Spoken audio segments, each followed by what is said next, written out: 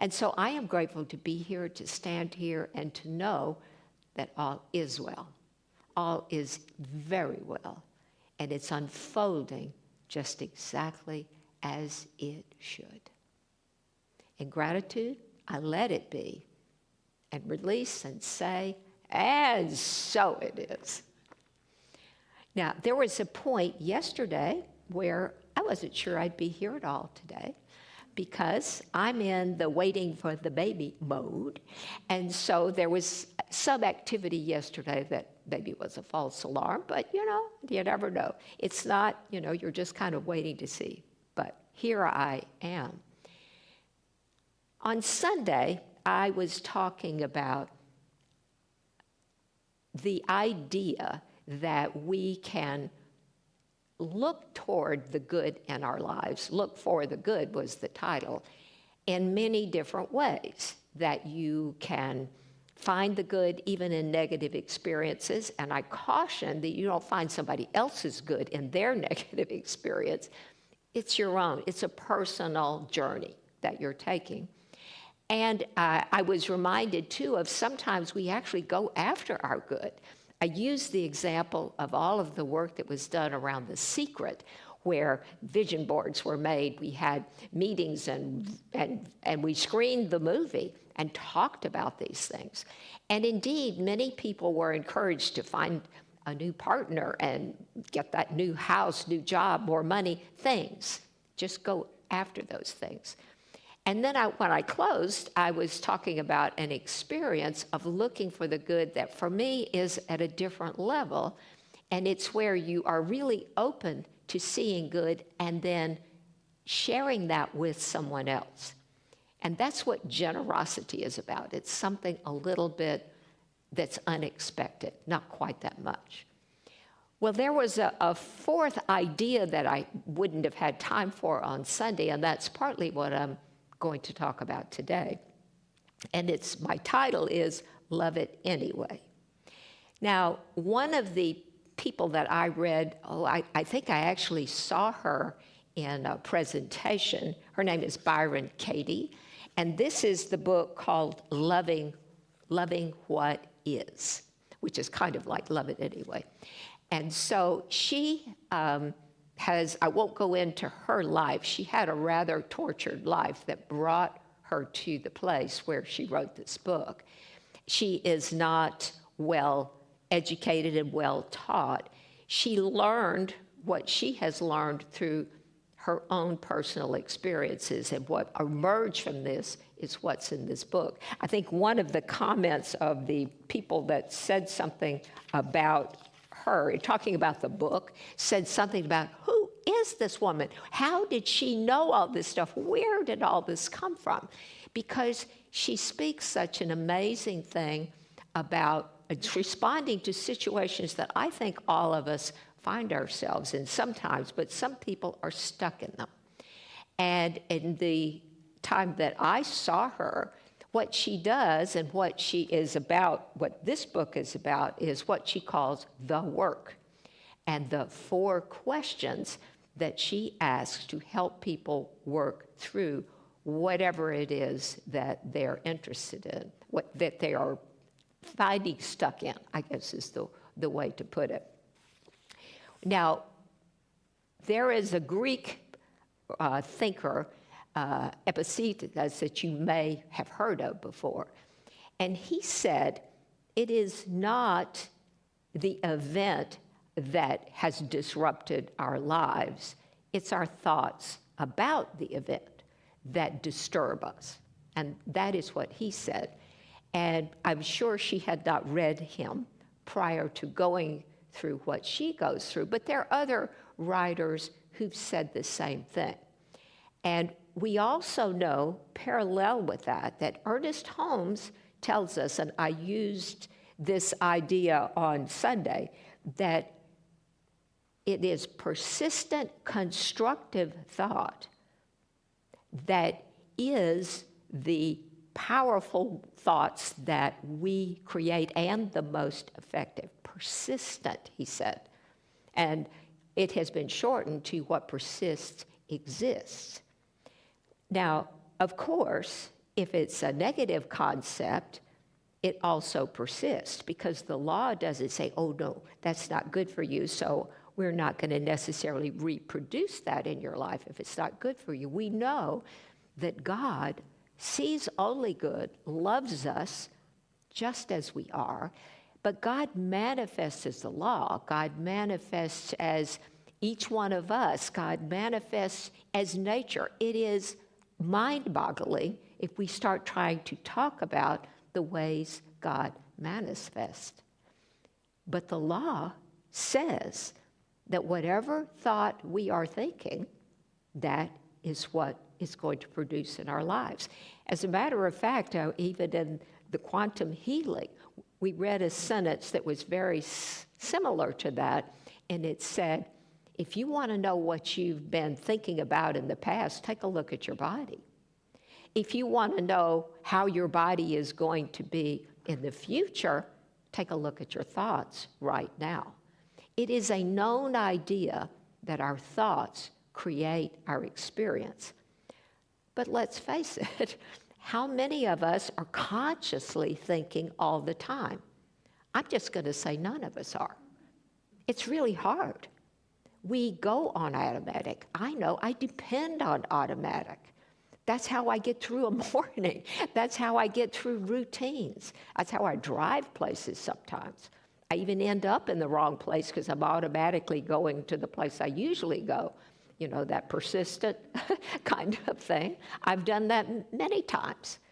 Our minds like that automatic. There's even phenomena that are named that explain how that works. But we also know that when we are persistent with something that is good for us, that is how we can manifest that in our lives. And what Byron Katie is dealing with and what she dealt with herself are things that were not good for her.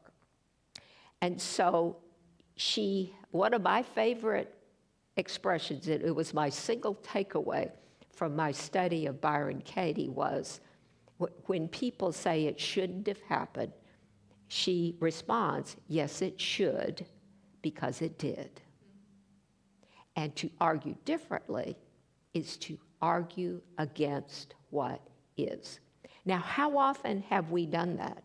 I don't like this thing, this shouldn't have happened, I don't want it. We spend all that energy, and it still happened. Now, we can do something else, but we are arguing against what is. I know I talked about on a Sunday morning about, or maybe it was more than once, my building contractor made a big mistake in my kitchen. I spent a lot of my time speaking out loud about that mistake. I even knew what I was doing, but I somehow needed the cathartic experience of saying it out loud. For me, though, I was thinking almost parallel with that, I've got to find a way to fix it. I've got to find a way to fix it. There's a way to fix it. I don't know what it is. But I was saying that, but meanwhile, can you believe he did this? He didn't measure the thing. It won't go in I kind of went on like that. And I freely admit that I did. And so eventually, of course, it did get fixed. And I will have to tell you, I had the good sense to not go to him until I was calmed down, because that wouldn't be good either. You don't go to somebody who's made a mistake and berate them and well, look what you did, and expect a positive response. Does that even make sense? But yet we do that. I can't believe you did that. How often have we said that as a parent? Why did you do that? That must be the craziest question that parents ask children. Why did you do that? They don't know. They're babies. It just happened. I remember once, Maureen was very young, and we were eating dinner, and her water spilled on the table. And she said, something was said to her about, why did you do that? And she said, I didn't do it, my hand did.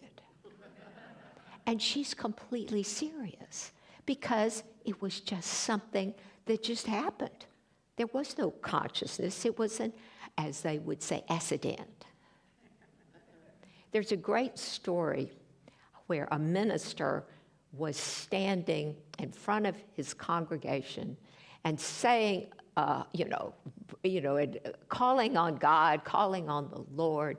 And then he goes, and Father, we know that we are but dust. And this woman said she was okay with that, but then her little girl said kind of loud in her little girl high voice, Mommy, what's but dust? And so the person who told that story reminded us that she was actually listening. She was listening to what was said. She didn't understand it, so she's asking about that. And so listening to our own thoughts, listening to what we're saying, like, why did you do that? Or something other negative, like that, you shouldn't have done that. Those kinds of things, that's the lesson that Byron Katie talks about. She says her questions are, she has the 4 questions. And I wrote them down because the first question is it true? So you're telling your story about how your husband had a mistress and left you, and he did all of these things, and he stole the money, and so you're telling this story. He's an awful person, he's this, he's that. So is this true? And, well, yes, of course it's true. And there were a lot more parts of the story.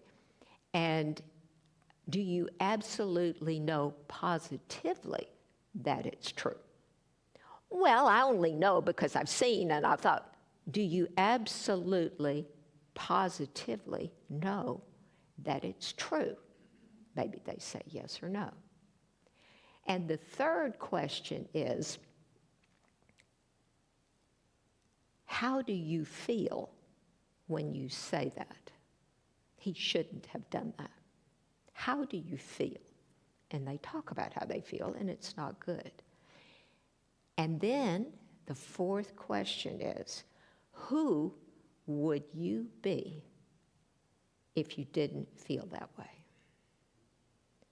Well, see, that's the moment when someone has a chance to be different. And it's not quite as linear as that is.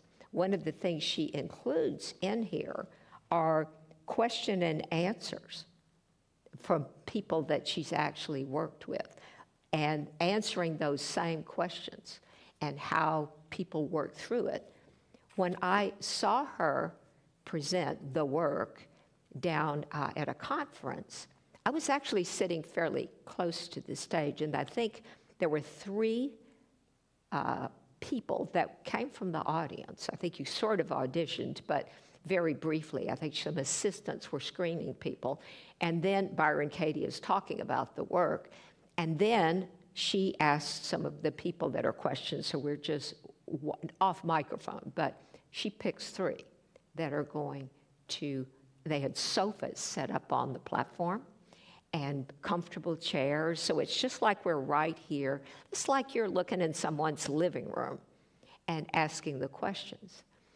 And I know that 2 of the 3, once they moved through to that last question, who would you be if this were not true, if you didn't hold on to that? Eventually, the person that's telling the story comes to a realization, an understanding that I would be different. I would be happier. Very often they'd say I'd be happier. That's not uncommon. I would be more peaceful. They would say those things. Well, see, then the next thing is, why don't you just do that? But there was one woman, and she's the one I remember the most. Her issue is with her daughter.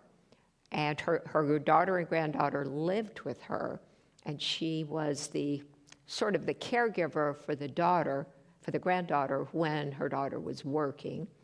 And she was complaining because the grandmother, the woman that's there, is all upset because her daughter doesn't appreciate her. She goes out and parties, leaves the grandchild at home. She is not appreciative in any way. She doesn't help out. She doesn't help around the house. And the grandmother has worked this into a thing. And of course, when she tells her friends, you can imagine, well, of course she should be helping out. She could wash the dishes. She could do the laundry, all of these things. My friends all agree with me that. Now, I've heard that as a practitioner. I've heard someone say those very words, wanted me to agree with her story, which I didn't do, and I didn't know Byron Katie at the time. But she says, but my friends all agree that I am the victim here, essentially, is the bottom line. And so this woman persisted. I am this victim, and she should not be doing that, and she should be doing this. And when they got to the series of questions, who would you be? She said, I wouldn't be anything because she's got to change. She has to change before I can't, there's nothing I can do. I want her to change. And she never got off of that stool. Never. So that episode, if you want to call it that, ended on such an uneasy note.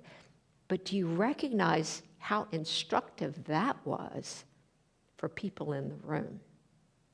How often have we refused to just recognize that this has happened? It has happened. I can't unmake it happen. What do I do from here? And that's the question. And so, love it anyway is the idea that it's not a matter of finding the good. It's just there as it is. It's neither good nor bad. It is what happens.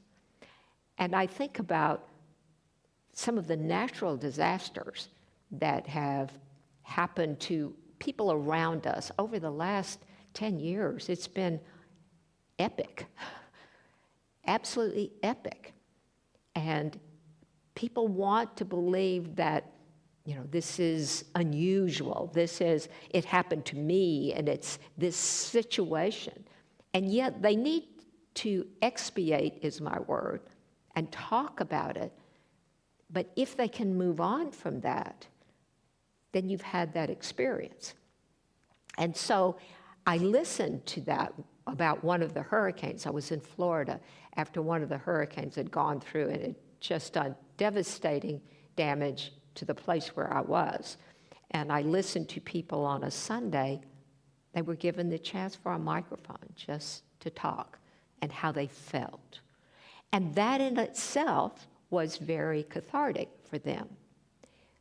But if, like this woman, they're not able to move out of, this shouldn't have happened, this should have been different, and you can't get past the point that there's something that did it to you. And the truth of the matter is, no matter what happens, it happens through us. Ernest Holmes tells us the way it works is that it moves through us. That is the way. If we don't like it, then we can establish that, we can do something about it. But our consciousness is powerful. In quantum healing, we were talking about how neurons attract each other chemically.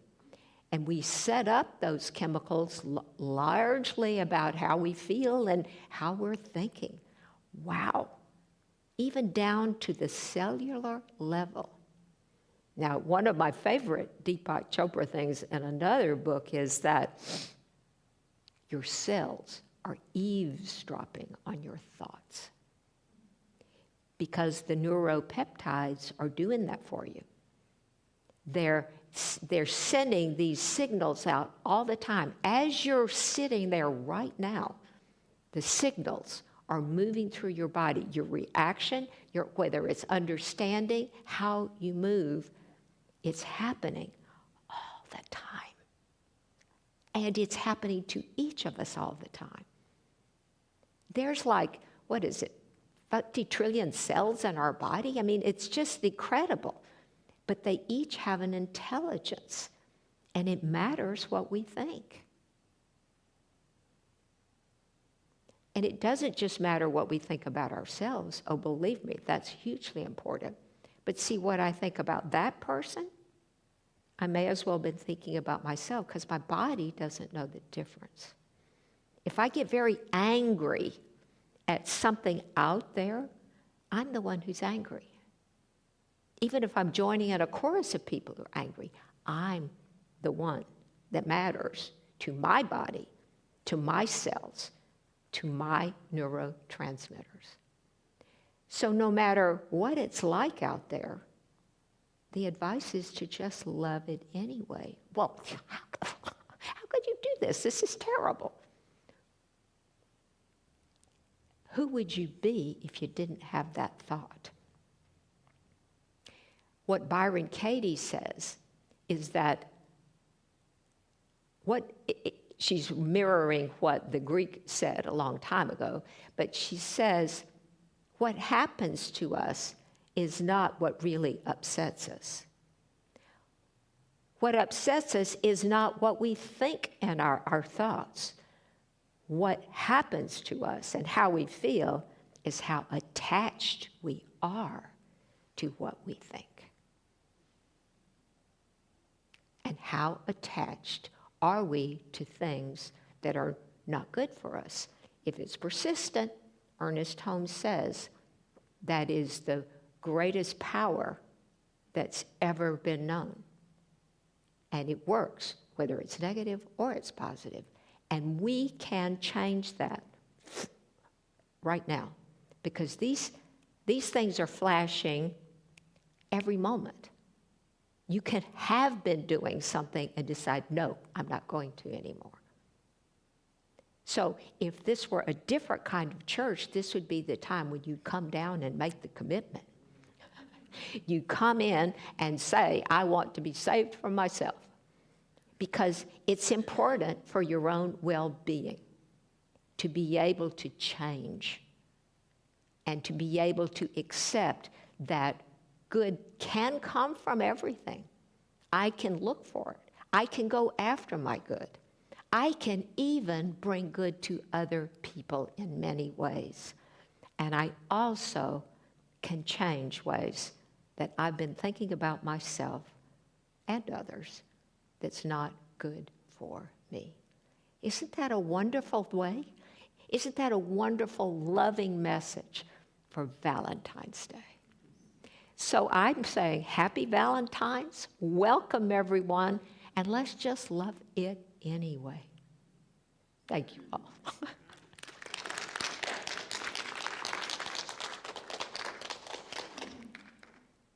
And we're invited now to give money essentially back to this center in a way that reflects all of the good that you're receiving from this center. And I know that you do, because there's so much out there, so many opportunities to do well. So let's bless whatever you're about to put in this plate, and know that you may be doing this automatically in some way. Bless that too, because it all goes to the same place as we say our affirmation. Divine love consecrates my gift. It goes forth to heal, to bless, and to prosper all those who give and all those who receive. I rejoice in the sharing of my good, and I release my gift with love, and so it is. So does anyone have a question or a comment? And here comes the swift grant to offer a microphone if anyone needs it. Great. That's great. Do you have any Valentine plans? Okie doke. No, Grant, I think we don't. If we don't have any online, then that's, somebody has a question. Steve has a question. I'm not surprised. Steve has a question.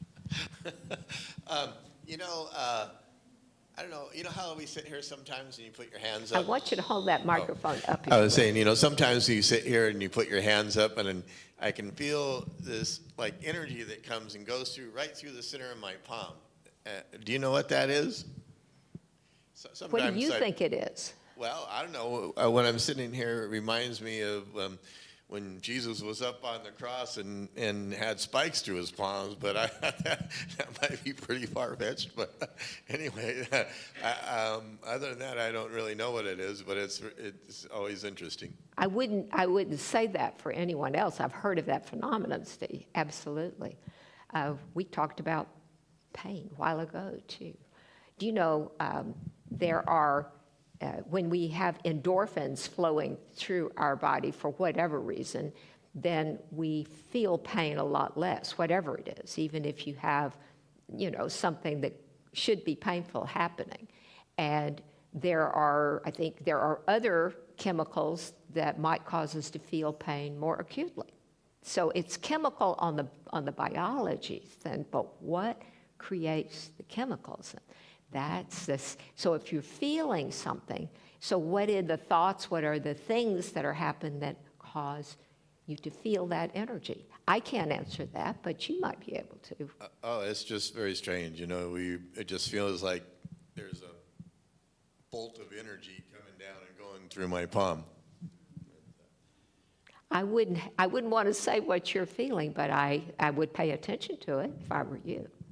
Anyway, I think we should have a prayer for all the people going out there for their Valentine's dinners and things that they all survive. Well, let's know that their accidents are not happening and food is good and everybody has a great time. Because that's possible and we can know that. But we know it for ourselves first and then let it radiate out from us. Well, thank you for that conversation. Okay, here we go, and I am glad you all were here. Thank you for being here, and so it is.